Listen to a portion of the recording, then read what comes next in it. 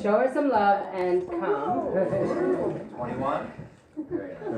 I think 18, you know. All right, so this is it for now, the announcement. We're gonna get started with the class and we'll see you soon.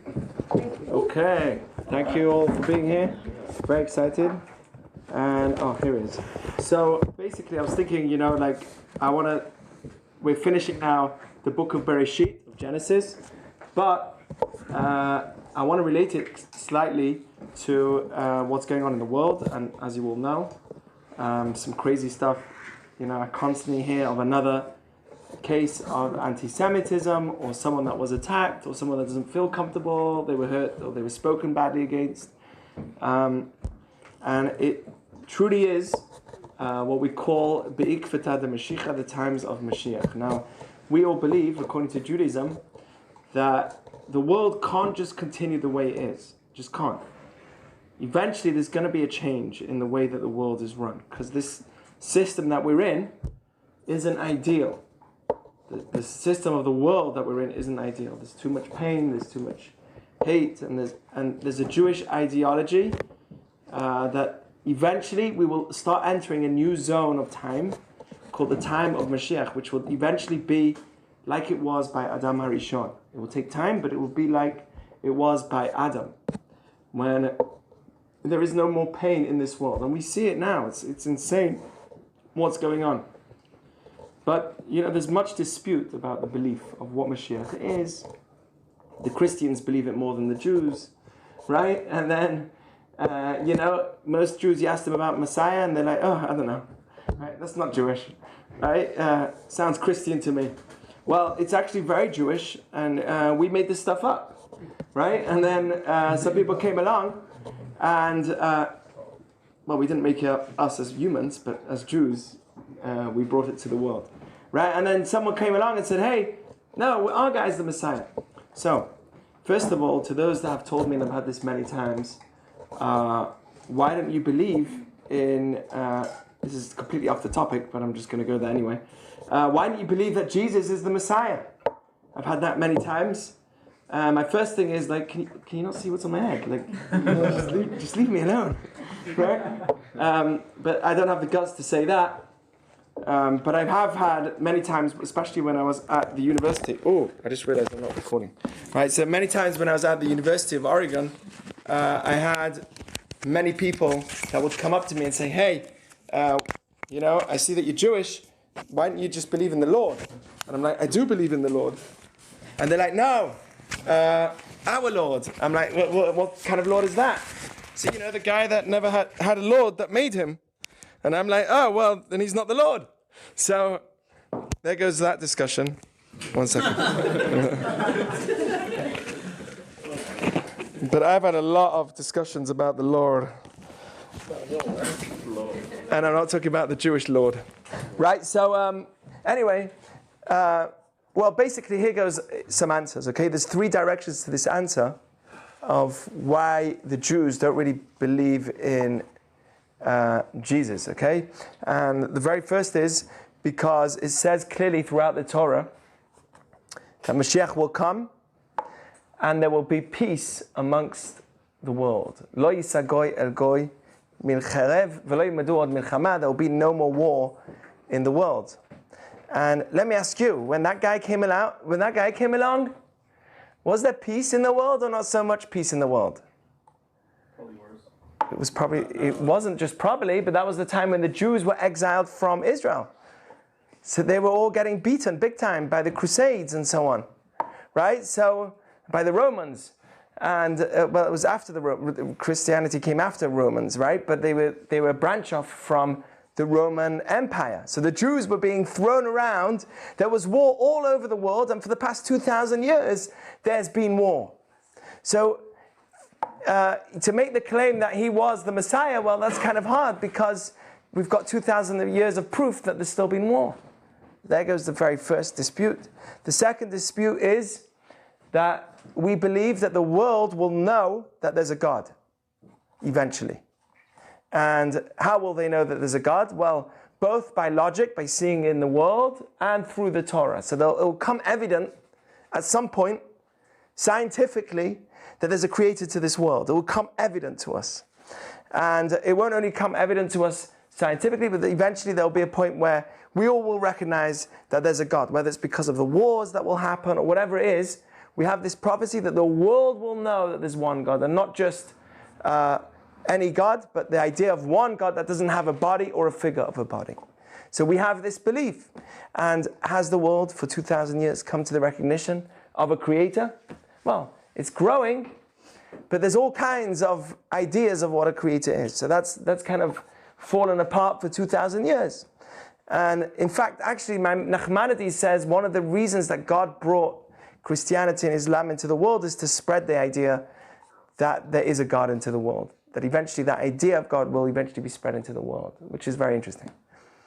And finally, the very last thing is that the Jews will move back to Israel. That's brought down. Even if you'll be on the other sides of the earth. Hashem will gather you from there and bring you back to the land of Israel. Is that happening? That's the only one that's happening. Well, it's also happening, but the idea of God is being spread into the world, and has been for the past 2,000 years. I mean, no one really knew about the small little people called the Jews until it got really spread, right? So that's been spreading, and what else? Everyone knows about and the idea of one God. That's also, and the Jews coming back to Israel. And what was the third thing I said? There'll be no more war. Well, that's not happened yet. You're right. That definitely has not happened yet, and there are still wars.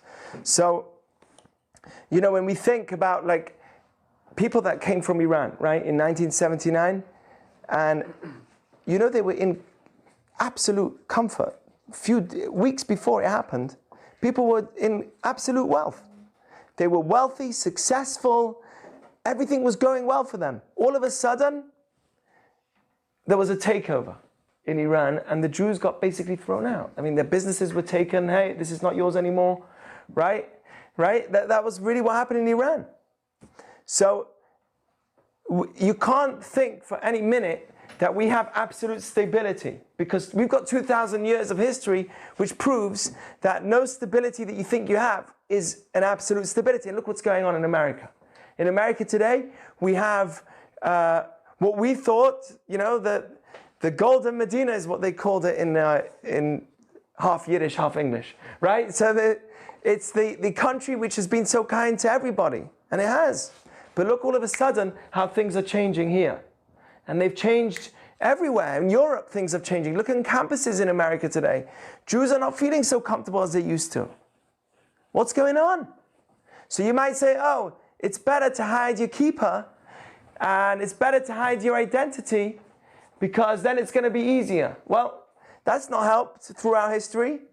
If your name's Shmelovich, it's not going to be easy to get out of it, or whatever it is, right? If you've got a Jewish surname, you're not going to get out of it very easily, because, hey, you're Jewish and you own the businesses, and you think Bernie Sanders gets away with it?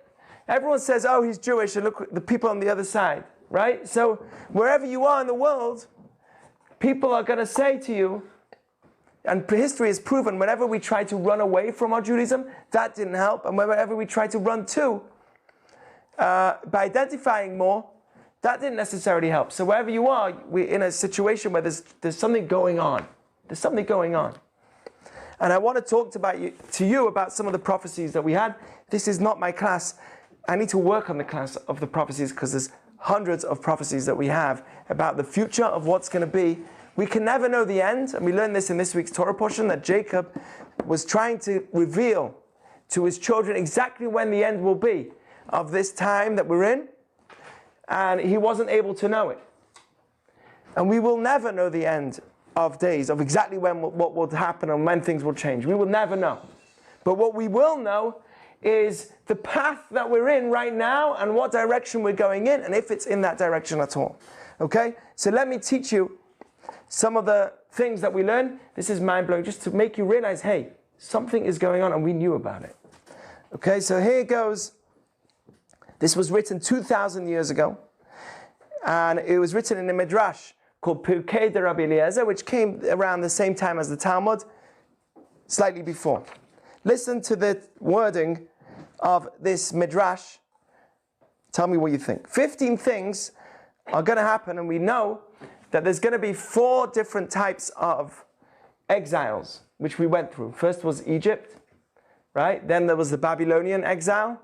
I don't know if any of you know about this history, right? Then there was the Persian exile, and then there was the Roman exile that we've been in for the most, which is these past 2,000 years. Okay, they exiled us from the temple, and for the past 2,000 years, we've been wandering around the world. But it says that at the end, which is called the foot of Mashiach, the ikvata de Mashiach, the heel of the time when Mashiach comes, because the whole exile in the book of Daniel is compared to the body. So you've got the head, the arms, the body, the legs, and the feet, right? And it's split into 4 parts. The end zone is called the heel of your foot. And it says that at that time, there's something new going to happen. And that's when Bnei Ishmael, we're not going to be in the galut, in the exile of the Romans anymore. And the West, which is, by the way, the exile of the Romans could also be the Germans and so on that came from that group, right? The West started in the Romans, and then it went throughout the West in regions. Okay? So we were always throughout history. When we were in France, we were thrown out of there by Spain, the Crusaders. Throughout our past 2,000 years of history, we've been walloped by that kind of environment. Okay, throughout that Roman culture, which is the West of what we are in today, and we've tried to adapt everywhere, and we did. We came sometimes the best, and they didn't like us. We came the worst, the most poor, and they didn't like us. Whatever we did, there were periods where we were in each side, and nothing helped for these past 2,000 years. So here goes the foot of everything, which is called the time of Ishmael, which is the 5th stage, 5th period before Mashiach comes. Okay, and it says like this. 15 things are going to happen in the future by Ishmael, which is at the end of days, which are really the times of Mashiach, really like the foot of the process that we're in, which is called the ikvata de Mashiach, the heel or the foot of Mashiach. Okay, and this is what's going to happen. Listen to what I'm saying. This was written thousands of years ago. How do they know that the Jews, which were thrown out of Israel, are even going to go back to Israel? But somehow we knew. And this is what they said. Yamudu haaretz b'chavalim. The land that we will live in, haaretz, whenever it says that, it means Israel, will be measured with strings. What do you measure with strings? Why do you measure with string? The borders will be constantly measured exactly where is our territory and where is not our territory. You hear? This is what the commentaries say. They will always want and claim the places of our borders in Israel. This is what the commentary explains, meaning they will always be measuring, oh, you went a bit to that side, oh, you went a bit to this side. Always, the borders will be measured with string. Why string? That's exactly to the precision. Every single meter that we're living in is measured. Why are you there? V'yasu bet hakfarot lemerbat son hashpatot. It says that they will make the burial places that we live in,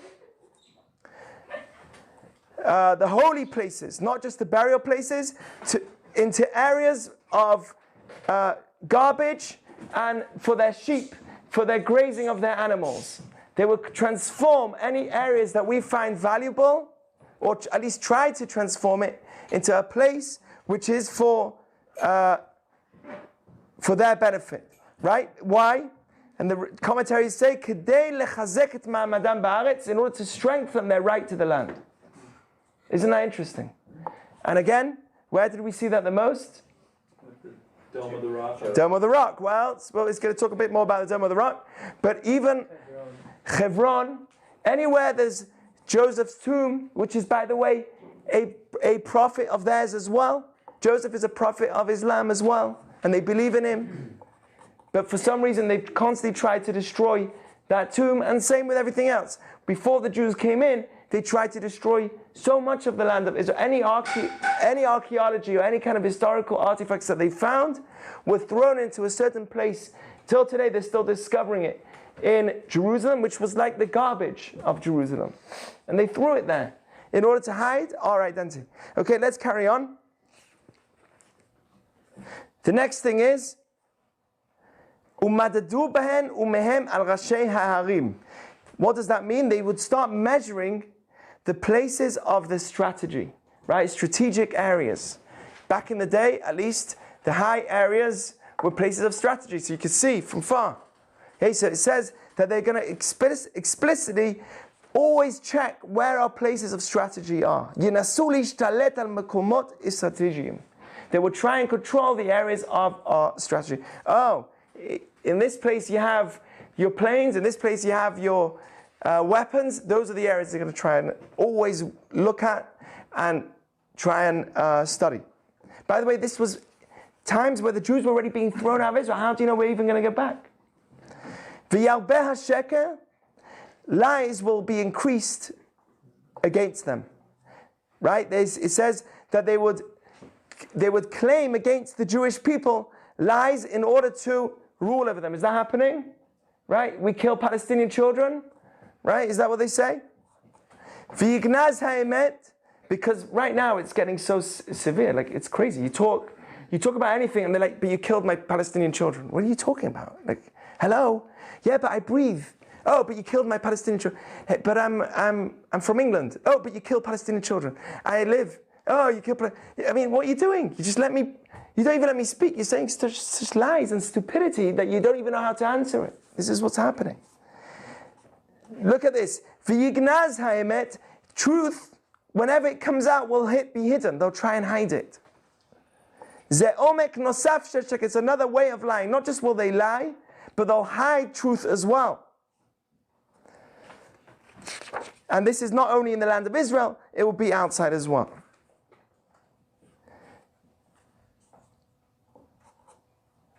V'yichak chok miYisrael, in Israel alone, they will always try and distance the law of the Torah. So they'll try and, as much as they can, to distance the law of Torah, Judaism, in the land of Israel, which is happening as well.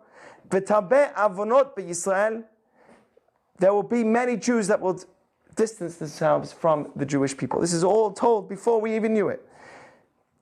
Shnei tolat ketzemer, the weakest string will be strong like wool. And what does that mean? The weak string will be strong like the strongest string. Will be like a strong string of wool. What does that mean? It means that the younger generation would start being more powerful over the older generation. They won't have any respect for the older generation. That's how they explain it, which is also mentioned in the Talmud as well. Listen to this. V'yikamel hanayar v'akulmus. Any kind of agreements that are made between us and them will never be kept. Whatever you write on paper, hanayar v'akulmus, whatever you write on paper will be folded and thrown in the garbage. They won't even listen to it. Whatever you write with them on paper, any kind of agreement, yikamer hanayar v'akulmus, everything will be thrown out. V'yipasel sel ha'malchut. This is something else, which is that the money and value of the money would be constantly tried to be reduced. They would try and reduce the value of the money, and eventually that can happen, whatever that means. V'yivnu ha'arim ha'arim ha'charavot. They will always try and build in the cities and the mountains that are destroyed already, but no one's living on. They would try and live in those areas. B'mekomot rabim ba'aretz, all over Israel. V'yifnu hadarachim v'yit'u ganot ha'parnasim. They will try and split paths, make more areas where this paths are open, and plant in there gardens and parnasim, empty land. Areas that are built by us, they will empty it and build on it gardens and empty land. V'yigderu prutzot chomot beit hamikdash. This is about the Dome of Rock. They would put fences around the walls of the temple. They would try and strengthen the hand on the most holy place of the Jewish people in order to strengthen their stance in the land of Israel. V'yivnu binyan ba'echal. This is the next stage. They will actually put a building in the actual temple. They will put a building, v'yivnu, they will build, binyan, a building, ba'echal, at the Temple Mount. And that's something which has already happened for many years. Now this part I do not understand, but maybe it means like this. V'shnei achim, two brothers of theirs, yamdu alem, will both be in power, nisi'im bekufam, and both of them would be leading with their strength against us. And I believe that that's the two nations that Hamas and Fatah, right? They've got two groups who are always trying to fight against us.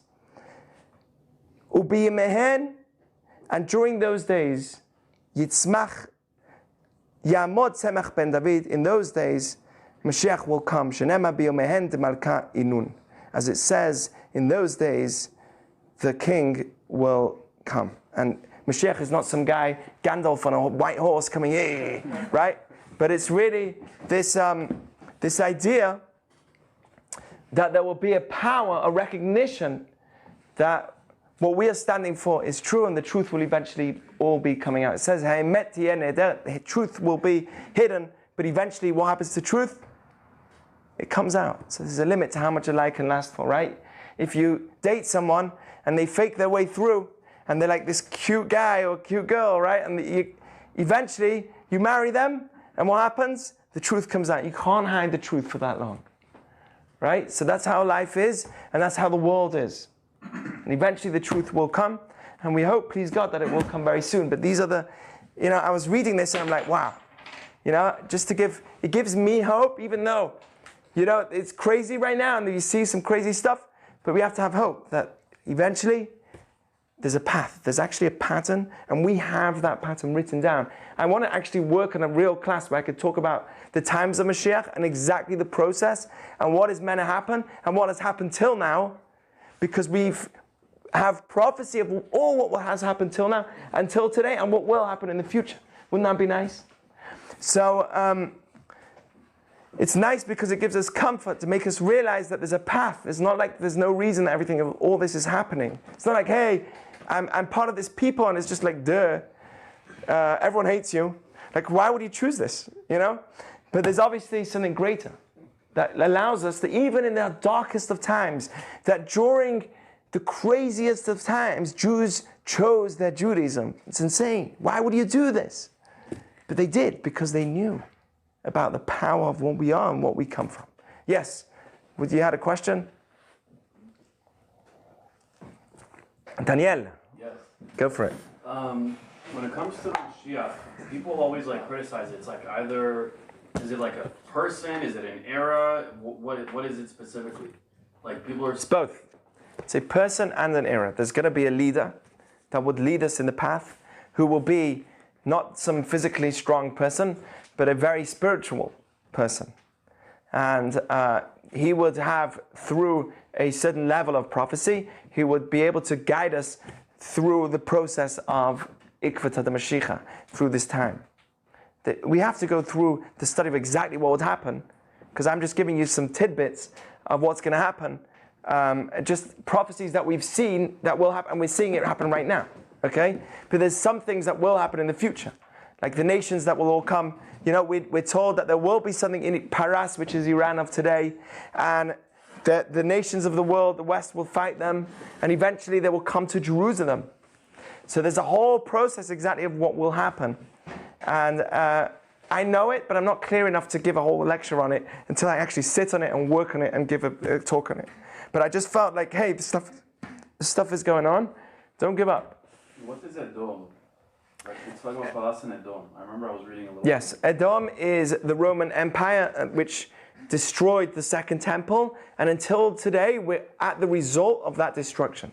So even though the Romans don't exist anymore, but the Crusades were eventually what came from that, and all the pogroms that came in the West is all something that came from that. Okay, so they're all part of Edom. Edom is the sons of Esau, this brother of Jacob, and the West of today or at least we don't know who Edom is, but what we do know is those that have tried to destroy us in our past have been considered as part of that. We don't know because we're not able to know anymore. Everyone's intermarried and married with each other, so we don't know exactly who is and who isn't. But what we do know is that Hitler was definitely a son of Amalek. There's no question about it. And so are any of his people that followed him in his path. Okay, so we understand that the people that committed the crimes of 1492 against the Jews of Spain were definitely members of Amalek. We just don't know who they are anymore because we can't precisely know because everyone has been intermarried. There's many nations in the world and they've all married with each other. But what we do understand is that whenever they've actually physically come to annihilate us, Shat Hashmat as a global, in a global sense, they are members of Amalek. These are members of Edom. These are members of Esav. Why? Because they are fulfilling those prophecies about Esav. So they must be those members. And the people that are against us today in the land of Israel, when we were told we were going to go back there and there was going to be borders measured with string, right? That's happening today, right? So that those people are considered as Ishmael. They are members of the Ishmael. How do I know? Because they are fitting into that prophecy. It's only afterwards that we can know if they are part of that group. Before I can never know because everyone has intermarried. But if they are fulfilling a certain prophecy, we can guarantee that they are part of that prophecy. Make sense? Well, do we know if the Arabs are coming from Ishmael? That's what we know, yes. They come from Ishmael. For sure. Yep. At least the ones that try to destroy us. They are the members of Ishmael. By the way, Ishmael has some good powers to them. Because they are the sons of Abraham. They have chesed, they have kindness, which is something they stick to. They invite you to their home. Has anyone been into a Bedouin tent where they invite you in? Right? They have a lot of chesed. And they have the power of milah, of circumcision, which has another hold. They stick to that too. So they have certain Jewish powers that they've stuck to for thousands of years. They pray, and that has given them the strength to do what they've done. But anyway, that's all. Still, okay. I want to move on because that wasn't the goal of my talk. That was just a little thing at the beginning, just to give you a tidbit of what's going to happen. So if you find any of these dudes, you're like, hey. Don't worry. I know where it's coming. I'm not scared of anything. Okay? No one's scared here, right? We're good? We're happy? We're strong? Okay. Okay. So I want to take you to some life lessons of the Torah. Okay? So the Torah in Genesis, we're finishing the book, and it has some life lessons. And I want to share with you the very first, which was shared by Rabbi Sachs this week, and it's so powerful. I think, wow, this is really, really special. Okay, listen to this. You control. Listen to the statement. You control your past in the future. In this present, right now, you have the ability to change your past. And how do we know that? We know that many times in the Torah, mainly by Joseph. If you look at your experiences right, you're able to control your past. How do I look at this? Okay, so Joseph comes along and he sees his brother. What did his brothers do to him? They sold him. They threw him in a pit. Sold him to Egypt. Is that mean? Yeah. Of course, you should hate them. Eventually, finally, after 22 years, Joseph sees his brothers. And what does he say to them? I forgive you. He didn't just say, yeah, he said, I forgive you. And not just that, it was all God that sent me. And he says, don't fight. Don't fight. I know that this was for the good. I know this was for the good. He says like this, I come here to save lives. What's his language? Here, let me just put out the language. It's mind-blowing stuff.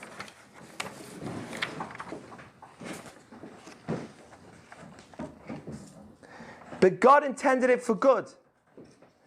Why? To save many lives. Because of you throwing me in the pit, you guys, my brothers, you threw me in the pit. Sent me to Egypt, and by doing that, you've saved lives.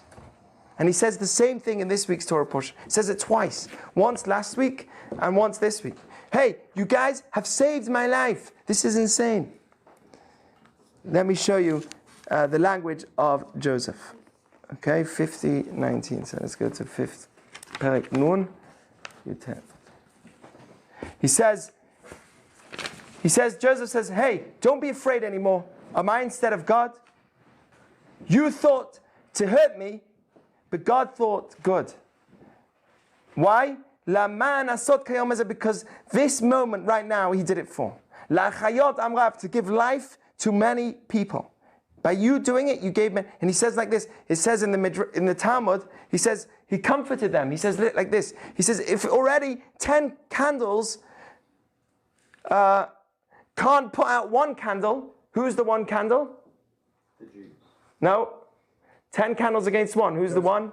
Joseph is the one candle. And 10 candles were the 10 brothers that tried to kill him. Right? If your 10 candles can't put out mine, how can my one candle put out your 10 and pay you back for what you did? It was all Hashem's plan. He comforted them. He said, hey, guys, can you imagine having your brothers throw you in a pit, send you to another country, and saying to them, guys, it's fine. I forgive you. Those were the words. Am I instead of God? God did it. It's fine. And not only did God do it, look how many lives we've sent. Look how many lives we've saved. And he did. Because what happened? Does anyone know? How did he save lives? Does anyone know? By predicting what the Pharaoh's dreams were. And He predicted Pharaoh's dreams that what? That there was going to be a famine. 7 good years and 7 bad years. There's going to be 7 good years and 7 bad years. And there's going to be a famine. So stock the stocks. And keep everything. Keep the grain for the 7 years of famine. And what happened? The famine came. And Joseph came the second man in power. Right? So because of that, he saved the whole entire world. Joseph saved the world. Why? Because he was thrown as a... So he saw his brothers and he says, like, dude, you guys, you saved my life. You didn't kill me. You didn't try to kill me. You saved my life. Brother, I love you guys. And he gave them a hug. Can you imagine? It doesn't make sense. Now, what do we learn from here? Crazy fact. This is the perspective that Rabbi Sachs says. He gives an example. A classic example of this is the late Steve Jobs' 2005 commencement address at Stanford University, which has had more than 40 million views on YouTube already. And in that video, he described, can anyone here can you imagine speaking to 40 million people? Can you imagine that? 40 million views, the power of YouTube. Anyway, in it he described 3 crushing blows in his life. One is dropping out of college, being fired by the company he founded, and Apple, which is Apple, and being diagnosed with cancer, number 3. Each one, he said, had led to something important and positive, and his whole talk is about the challenges that he went through was being the stepping stone to his greatness. Amazing. What basically happened? That's it. Let me read out. Dropping out of college, Jobs was able to audit any course he wished. He had the free ability to do whatever he chose. He attended one on calligraphy, and this inspired him. I don't know what that is. I don't care. Right? What? It's like fancy handwriting. Okay, write nicely. And this inspired him to build into his first computers a range of proportionally spaced fonts, thus giving computer scripts an elegance that has previously been available only to professional printers. Getting fired from Apple led him to start a new computer company, which was Next, that developed capabilities he would eventually bring back to Apple, as well as acquiring Pixar Animation, the most creative of computer animated film. The diagnosis of cancer led him to a new focus in life, and it made him realize your time is limited in this world, so don't waste it living someone else's life. And that was his speech. What did he do? Simple. In his present, in his moment, he looked at his past and changed it. Do you realize by the way you look at your past, you could change your past? Joseph could have easily gone to his brothers and, I don't want to talk to you. You guys threw me in the pit. You treated me like dirt. But what did he do? He switched it, looked at his brothers in the right way, changed his past. Do you realize that you could change your past based on the way you think? You can change your situation based on the way you think, but the past? He completely changed the picture of his past. It's amazing. We see this throughout the Torah. We see this again. Joseph does it before, and the first time in Vayigash, he says it again. Hey, do you know where else we see it? By Abraham. Right at the beginning of creation. Right at the beginning of creation, God says, hey, Behei Baram, I created this whole world for Abraham. Wait, Abraham's not existing yet. Abraham only came 2,000 years later. Yeah, but the Torah says, you know what? All of the stuff that happened till Abraham was worthless. Everyone was just killing each other. Theft, murder. Suddenly Abraham came, and what did he do? He changed the past. He made the whole past worth it. All of what happened till that moment was worth it for Abraham, because he was a great man. So the way you are in your present can actually change your past, not just your future. It's obvious that you change the future, right? You're a happy person, so you choose to have happier kids. You're a happy person, you change the way you grow up your kids. If you're doing well in life, so you'll change the way your kids grow up. That's obvious. Changing your present could change your future, but who says changing the way you think could change your past? That's a mind-blowing concept, and it's very obvious. This is a quote from a Jewish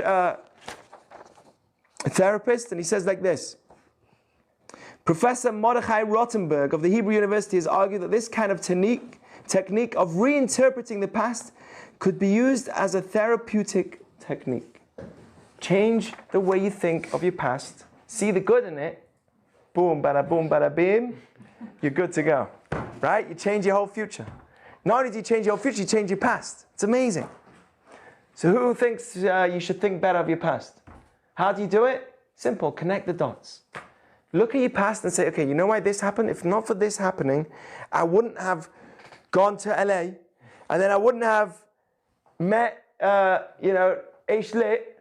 I'm just trying to promote myself here right now. I wouldn't have met Ishmael, and I wouldn't have then met somebody who would have helped me get a job, who would have helped me get this, boom, bada, boom, boom. You just got to change your past by changing the pain of your past. Why did you have that pain? Oh, I know why. Because it gave me this, that gave me this, that gave me that. You just changed your past. Do you realize that you could change your past? You could be thrown into the pit by your brothers, treated like dirt, and hug them. That doesn't make sense. Yeah, it does. Because if you change the past, that didn't happen. It was all God who had a plan for the better. And that was it. I love you guys. It's insane. But that's what happened. Do you realize? I'm so blown away by this story. It's just like, isn't that amazing? Okay, so that's lesson number 1. Should we stop there? No. Thank you, Eitan. That made me feel good. Okay. We have a few minutes. 5. You ready? Anyone have questions on that? You change your past by the way you think? Not always? I don't buy it, you know? I wouldn't say that. That doesn't make me feel good. I bought it. You're just changing your perspective. Go on. My sister was diagnosed with cancer when she was 17. I cannot think of a single way. Maybe some things wouldn't have happened, but I do not think that my life would be worse if she had not been diagnosed with cancer. Your life isn't over yet. What does that have to do with anything? Well, wait a second. You're saying kind of. He's not saying. Plus, No, I'm saying. He's not saying you can always do it. That's why I'm asking. That's why I'm pushing back. wait, plus, I have another point to say. You know, it's very, very easy. I mean, it's very easy for me to talk because I'm not in your position. And there's only one person that can actually change their past, and that's the person themselves. There's no way that I can remove my past experience. There's no way that I can completely remove it. Can anybody who survived the Holocaust remove the Holocaust? Would they prefer that it never happened? Of course they prefer it never happened. But could they have the ability to leverage that situation that they were in for the better? Yes, they could. I don't care what the reason is and how emotionally charged and driven the person is, but there is a way to change the past by leveraging. Do you think it was good that for 2,000 years, before Abraham came, that the world was a mess? There was theft, murder, Mabul. God regretted the existence of everything. He regretted himself. Even God so God didn't regret, or he did? He did. So what? But we as Jews have the ability to change the past, not to remove it. Maybe that was the wrong way of me describing it, because we can never remove the situation that we've been through.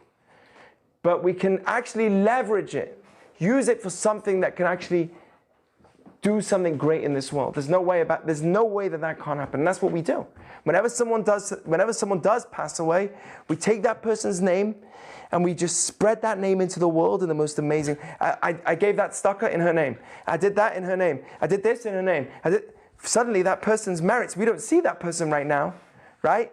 But we understand And that needs to be worked on, discovering whether this person still exists, even though they're not physically existing, because my arm doesn't just define me, neither does this arm define me, neither does my heart define me, neither does my leg define me, right? You take my leg out, I'm still here.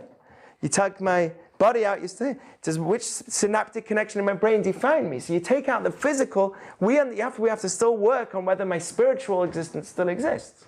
But one thing's for sure, what we do, what I mean by changing the past, I leverage the past as a way of utilizing it for something amazing. Can never remove it completely, that's true. Joseph could never say, hey guys, you know what, it never happened. You never threw me in the pit. He didn't say that. He said it did happen. It was a painful thing. He got to a point where he didn't even say that, but he says it was all part of God's plan. And that's something I can never come into your own personal situation or anybody else's personal emotional situation and give them answers. There's no way I can do that because the pain is so great. How can I even speak? No one can speak in the place of someone's pain. But one thing's for sure is that to leverage that you can. Does that make sense? Good? Okay. Any other questions, Dan? Do you buy that? Why? I mean, you answered my question in that answer. So you don't buy it? You still don't buy it? Well, no, I mean, I was saying you can't actually change the past. Right, of course not. Of course. The same with doing wrong in this world, by the way. When we choose to do wrong in this world, and we do teshuvah, this is very important as well. When we choose to do wrong and we do teshuvah, what does it say? Hey, we forgive you in all the past, but you still did it. Right? So what it says is that a missed opportunity can never be, you can never get back to that missed opportunity. Meaning, at the end of the day, you missed an opportunity. You could turn it into a mitzvah by leveraging that situation, but you can never, at the end of the day, you missed an opportunity. Don't think that if you did bad for 70 years and the last 10 years of your life, you're like, tzaddik, right? That you're good to go, right? I'm righteous now for the last 10 years of my life. Because you've lost 70 years of leveraging your situation. You know, you lost 70 years of opportunity.